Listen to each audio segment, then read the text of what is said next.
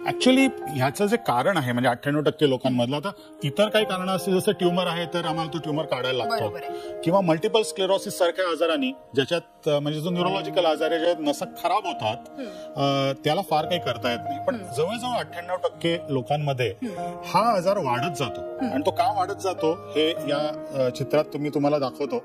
हा आजार जो आहे हा सुरुवातीला ही रक्तवाहिनी या नसेच्या जवळ आहे, ती तुम्हाला दिसतेय. काही महिन्यांनी ही दुमडली जाते आणि अधिक नसेत घुसते.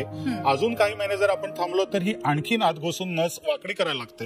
आणि अजून काही महिने थांबलो तर मात्र पूर्णच ती नस वाकडी होऊन तिला डॅमेज होऊ शकतो. हा आजार प्रोग्रेसिव्ह आहे, हे आधी समजून घेणं गरजेचं आहे. ज्यांच्यामध्ये हा दाब असतो त्यांच्यात हा आजार प्रोग्रेसिव्ह आहे. आता याचं कारण काय आहे तर मी सांगितल्याप्रमाणे ब्लड वेसल आणि नर्व यांचा एकमेकांशी आलेला संबंध आणि ते आपटणं ते दूर करायला पाहिजे. ते कसं दूर करायचं तर न्यूरोसर्जरी मधले मायक्रोव्हॅस्क्युलर डिकॉम्प्रेशन नावाची एक शस्त्रक्रिया आहे, ज्याच्यामध्ये कानाच्या मागून आम्ही छोटं इन्सिजन घेऊन एक छोटीशी विंडो करून हाय मॅग्निफिकेशन न्यूरो मायक्रोस्कोप खाली या दोन्ही मधला म्हणजे नस आणि रक्तवाहिनी मधला संबंध आम्ही डिसेक्ट करून वेगळा करतो.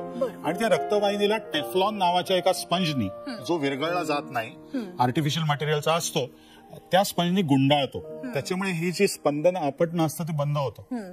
आणि ते ही सर्जरी झाल्यानंतर हे हेमिफेशियल स्पॅझम्स थांबतात. आम्ही गेल्या 15 वर्षाच्या आमच्या अनुभवाचा जो काही ऑडिट केलेला आहे त्याच्यात असं दिसलं की अशी सर्जरी केलेल्या लोकांपैकी 99% जास्त लोकांमध्ये हे स्पॅझम परमनंटली बरे झालेले आहेत.